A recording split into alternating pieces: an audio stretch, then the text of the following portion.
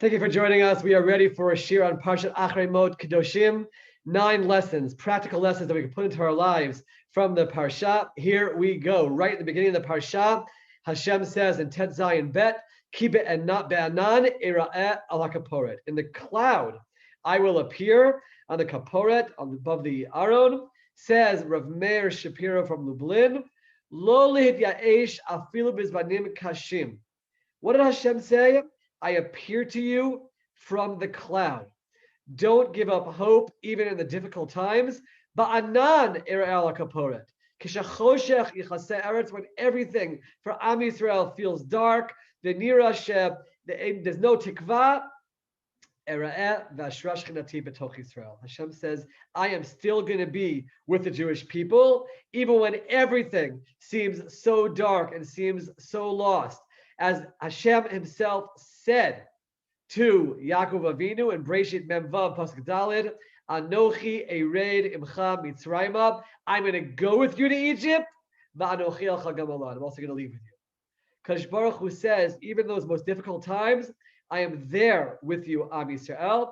Tehillim Tzadi Aleph Tedvav, Imo Anochi B'Tzara, I am with you in this difficult time. And he goes on and says, I will save you, there will be salvation.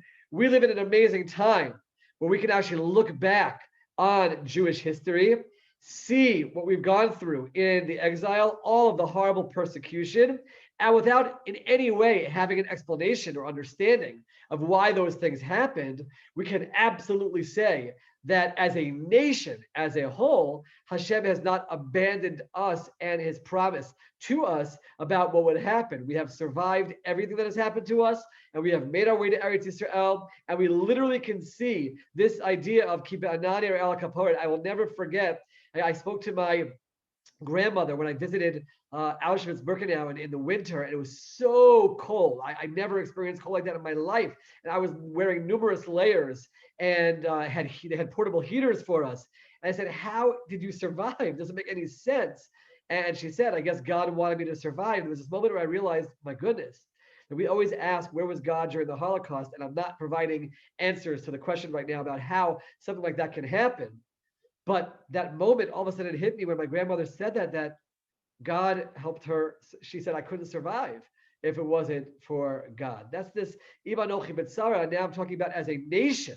That's the concept. Lesson number 1, Be'anan Erel Kaporet, to understand that no matter what happens to our people as a whole, Hashem is here together with us. Hashem is with us. Whatever the philosophical answers are, the theological issues are with what we experience, God is there, and God does not abandon us as Am Yisrael. Moving on to lesson number 2, Vayikra Tet Zayin Yud Zayin, V'chol Adam lo yeh ba'ohel moed. No human being can be in the Ohel Moed b'vo'ol chaper b'kodesh ad seito.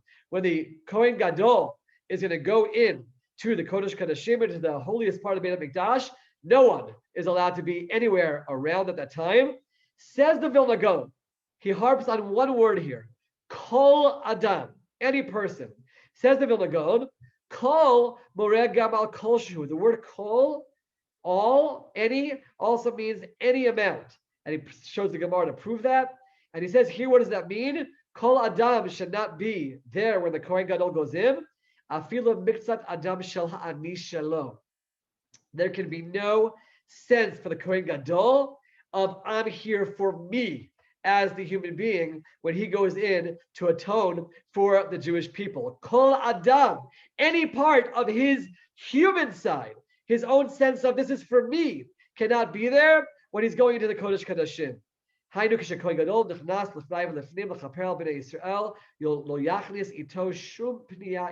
cannot be any level of I'm doing this for myself. Not even the smallest amount, not even a kol shehu. When you're there getting atonement for the Jewish people, it all has to be l'shem shamayim. There can't be any element there of I'm doing this for myself. As the pasuk tells us in Devarim, hey, and we've quoted this a few times in past Shiurim, Anochi Omeid ben Hashem v'nechem. Moshe Rabbeinu says, I am standing as an intermediate between you and God. But the Baal Shem Tov says, no, Anochi, focusing on me, Omeid ben Hashem v'nechem. It stands between me and God. In our Avodat Hashem, there has to be that element of being willing to give up of ourselves for Hashem. Batel Ratzoncha David Sonoas, we're taught in Pirkei Avot, Bet Dalid, to give up our Ratzon for Hashem's Ratzon, especially the Kohen Gadol, especially someone who's there serving Hashem for Am Yisrael. When you are serving the Jewish people, it cannot be to serve yourself. The Kohen Gadol cannot be there to say, look at me, I'm the Kohen Gadol, I'm the Kodesh Kodashim. If that's there, it will not work. And that has to apply to all elements of leadership. Of course, when the Kohen Gadol goes in there, he's getting kapara for himself as well. When you're leading, when you're doing things for the people, you're also helping yourself. But the reason why you're doing it cannot be for the self-promotion, for the self-aggrandizement. It has to be for the Jewish people. That's what we learn from Chol Adam. There can't be any level of I'm doing this for my own sense of self, for my own benefit, but rather for all of Am Yisrael and for Hashem. Lesson number 2 from the Parsha. Vayikra Yud-Chet Gimel. K'maaseh Eretz Mitzrayim asher yashavtem ba lo ta'aseh. Don't act the way they acted in Egypt. U'k'maaseh Eretz Canaan asher mevi etchem shama, and the way that people in the land of Canaan, where I'm bringing you, act, don't act like them. Lo ta'asu. Now, the Sfat Emet asks, what is this talking about? The Torah gives us all the do's and the don'ts. We're taught all the things that we're not supposed to do. So what is this pasuk about? Don't be like Egypt. Don't be like Canaan. We know that we're not supposed to do Averot. Says the Sfat Emet, it's not talking about prohibited activities. We're warned about it before this, after this, that we know already what we're not allowed to do. It's talking about there are even things that are allowed that we have to be careful about. We have to be watchful about those. Don't try to act like the Egyptians or the Canaanim. And it goes through, not in terms of perhaps their bad eating habits, not perhaps of their drinking habits, not general behavior. What is this talking about? There is a natural inclination that we all have, especially if we live in a country which is accepting of ourselves, to be like the people around us. And there are certain elements of the people around us that are totally fine. But there are certain cultural elements that might not be technically forbidden according to the Torah, but they're still detrimental to Avodat Hashem. And that's what we have to look out for. We cannot be in a position where we're trying to be like the Egyptians. I want to be like the Canaanim. No, you have to be a Jew. There might be certain elements of the society around you that are fine, and you should enjoy it and be part of it, and there's nothing wrong with that. But you have to be careful about that which is damaging and damages the ability of the Jewish people to remain distinct. Pasuk says later on, be holy to me, and I will separate you from the nations of the world. Reb Chaim Volozhin was known to say this famous line: if the Jews don't make Kiddush, then the nations of the world around us will make Havdalah. Now he was referring to religious assimilation and saying that if we're not keeping Torah mitzvot, but making Kiddush on Shabbat, for example, we're not doing those holy things, then the nations of the world come and they do Havdalah, Kiddush to Havdalah. But the idea here Hashem is saying is, I want you to be distinct from the nations of the world, and you accomplish that through your Avodat Hashem and through not allowing any of the cultural things around us to hurt us spiritually. And that is lesson number 3. To fight against the natural inclination which says, I just want to be like everyone around me. You can enjoy things that are happening around you. You just have to watch out not to cross that line where you see yourself perhaps as more American, more British, more South African, more Australian than you are Jewish.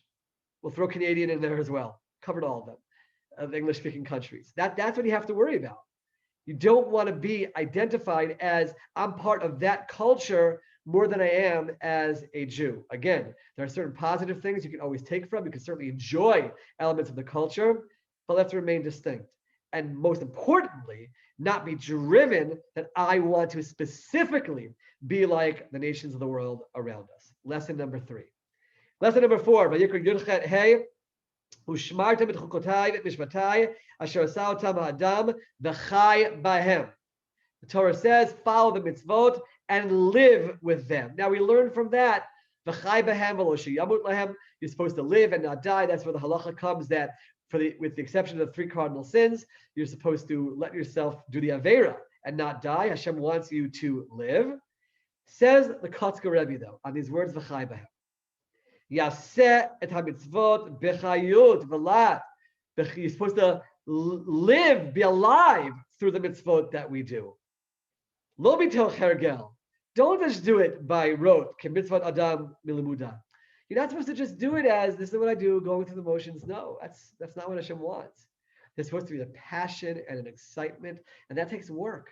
It takes work to understand the reason for the mitzvot. It takes work to try to find some element that connects to you. But everything, whether it's the davening, whether it's learning Torah, or the practical mitzvot that we do, the goal is that we should be doing them with tremendous, tremendous excitement. The Psikta Zutrata in Dvarim, Yud Aleph Ayin Aleph says, on the words, Asher Anochi Metzavcha Hayom, Shibachol Yom V'Yom Kemo Chadashim.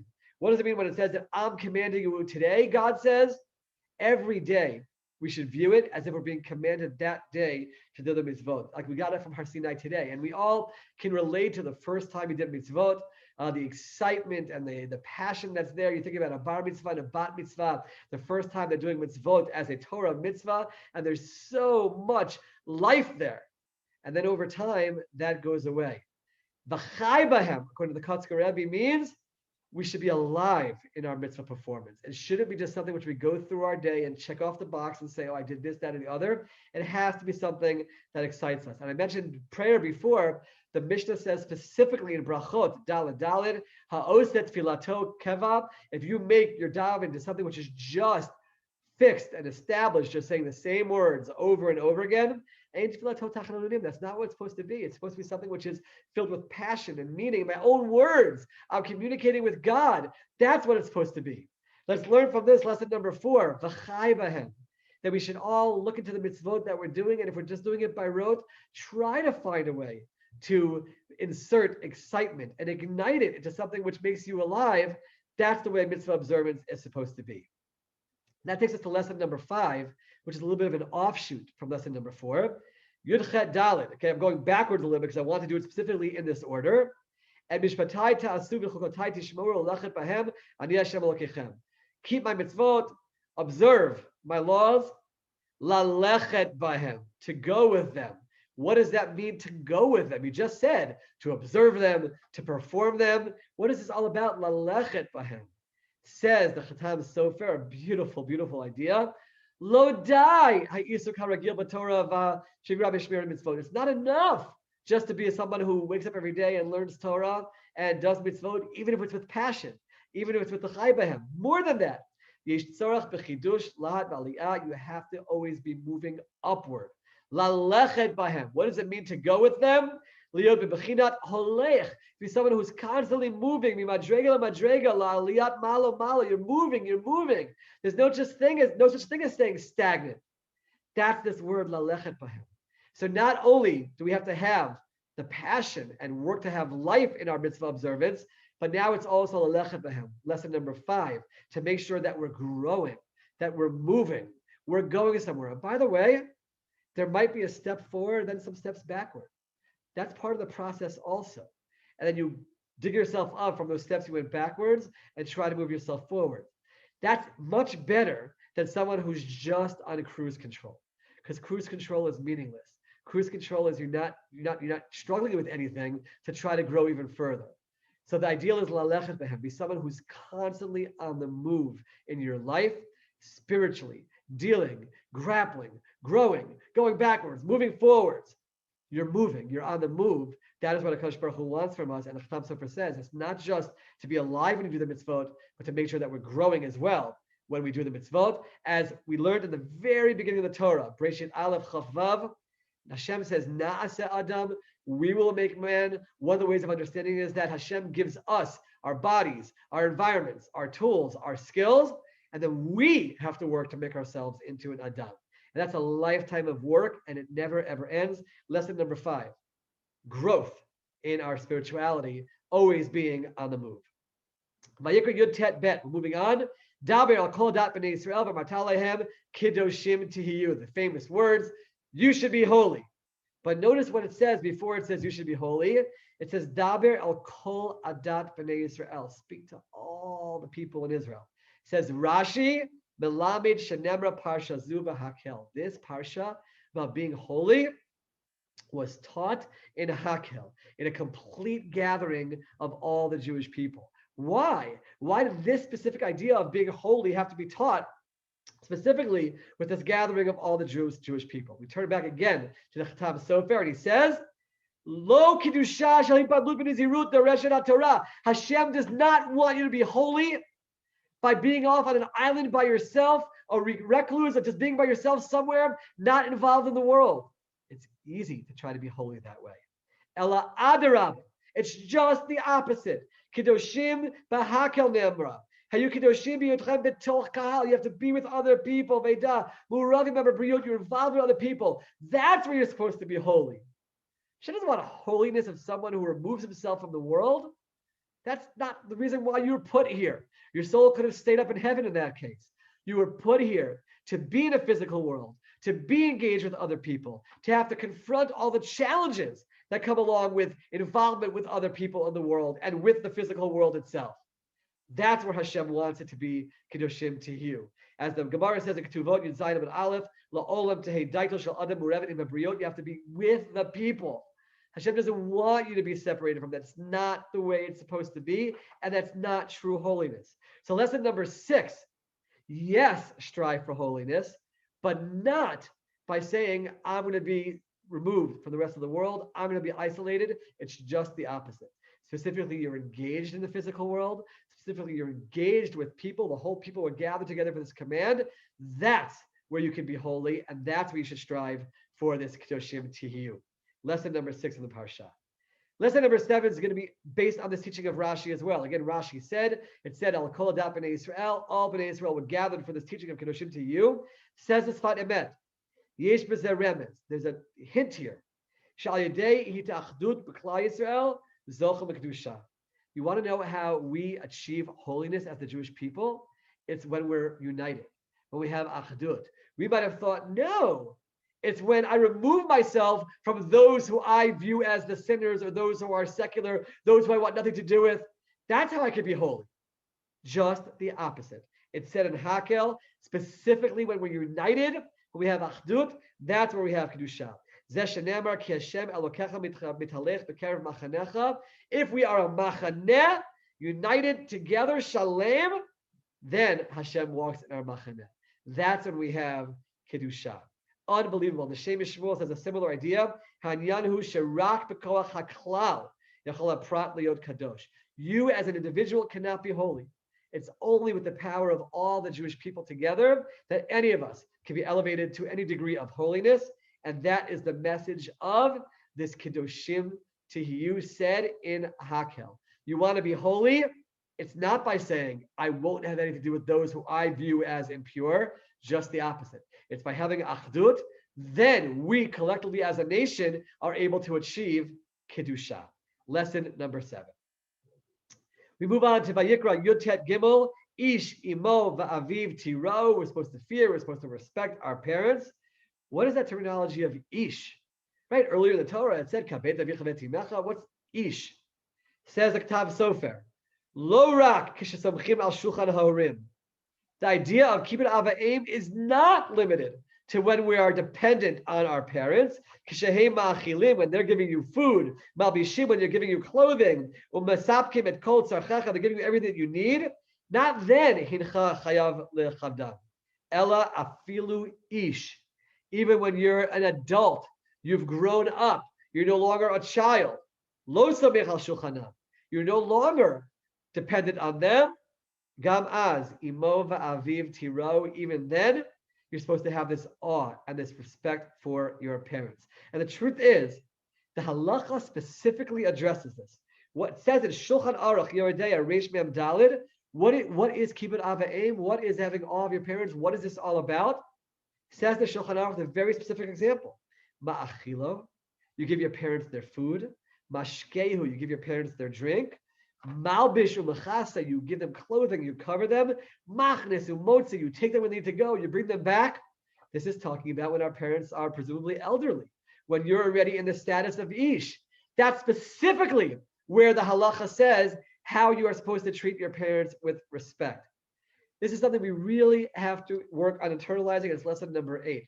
We do live in a world, and I'm not judging anyone because I know that people have all kinds of circumstances which make situations impossible to deal with on their own.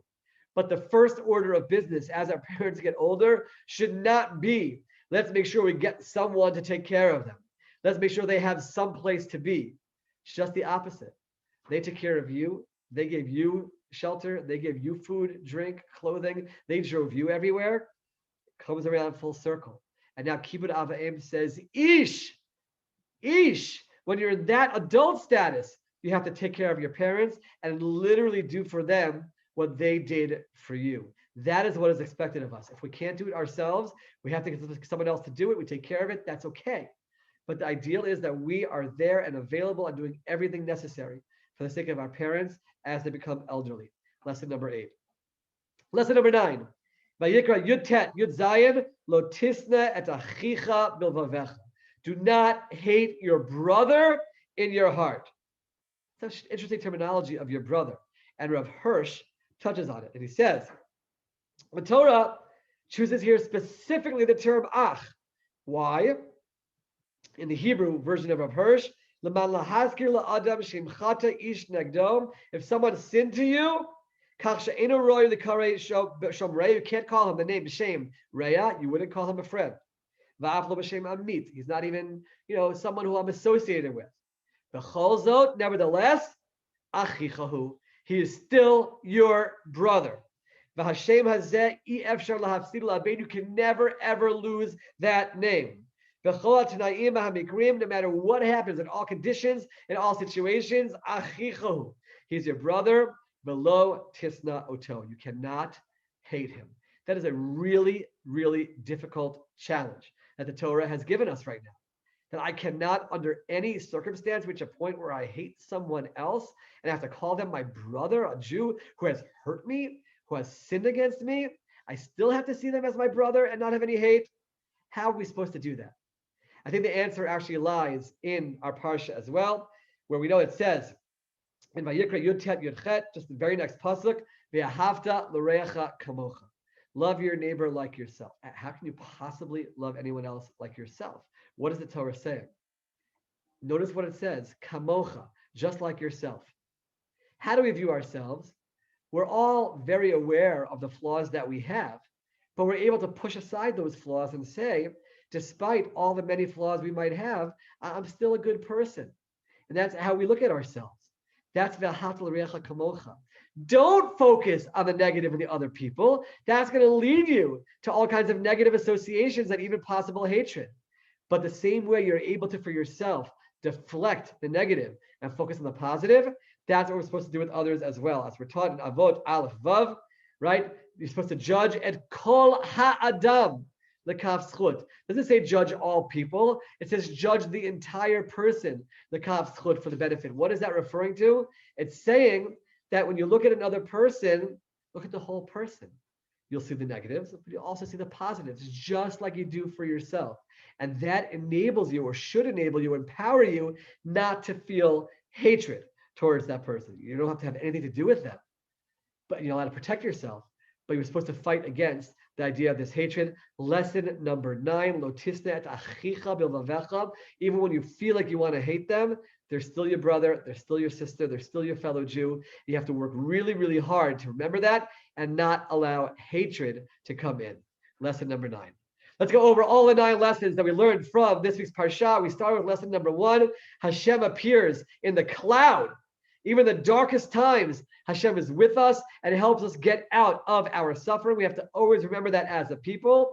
Number 2, we said that the Chol Adam, when the Kohen Gadol goes into the Kodesh Kodashim, not any element of Adam can be there, not even one little part of thinking about himself and self-promotion. It's all for Am Yisrael. It's all for Hashem. That's the way it has to be when we're doing things for other people. It should never be for our own self-promotion, but to help other people and to be involved in Avodat Hashem. Lesson number 3, don't strive to be like the people around you. not like Eretz Mitzrayim, not like Eretz Canaan, not like wherever we are living. We can appreciate, enjoy certain elements of the culture for sure, but not be striving, I want to be like them. We have to remain distinct as the Jewish people. We have to remember that we have to remain distinct and not be in a situation where we're not making that kiddush, that we're not making that separation, and now all of a sudden the others work towards making Havdalah. Lesson number 3. Lesson number 4. It said, V'chai b'hem, the Kotzker Rebbe, all of our Avodat Hashem should be with great itla'avut, with passion. Every day, like it's a new day that Hashem is commanding us this mitzvah in every aspect, whether it's davening, mitzvah observance, learning Torah, to have that excitement and that passion, that's v'chai b'hem. Lesson number 5, building off of that, we also have to be lalechet b'hem, to be growing with the mitzvah observance that we're doing. Never stagnant, never just staying still, always struggling, always challenging, always trying to go for more, passion together with continued growth. Lesson number 6, when we said the command of Kedoshim Tiyu was done in the gathering of all the people, you cannot call yourself holy or receive yourself as holy if you remove yourselves from everyone else, specifically with everyone around you, specifically with daily interactions with people, specifically with involvement with the physical world. That's what Kedoshim Tiyu is all about. Another lesson from the Pasuk is from the Sfat Emet, lesson number 7, that we cannot achieve Kedusha alone. It's only with Achdut. It's only with the completion of the Jewish people. That's when Hashem Shechina is with us. That's when we can achieve holiness. Lesson number 8, Ish imo v'aviv tiro. When we're in ages where we're adults and our parents are elderly, that is where we have this mitzvah of kibbud avaim, feeding them, clothing them, taking them where they need to go, being available to them, not just handing it off to someone else to take care of, but be as involved as possible. Let's keep it avaim in its highest sense. And final lesson number 9, lo tisna et achicha bilvavecha. Don't hate your brother. Terminology is very, very deliberate. You have to see everyone, the way you look at yourself, focusing on the positives, not harping on the negatives, not at kol ha'adam l'kaf zchut, to judge everyone. The whole self, not every person, the whole person, and you'll see the positives alongside the negatives. But a beautiful idea also in the weeks of Sfirat HaOmer as well, to focus on this idea. Lesson number 9, that we have to work on seeing every fellow Jew as a brother and sister, and not allow hatred to creep in by looking at every aspect of themselves and finding the good.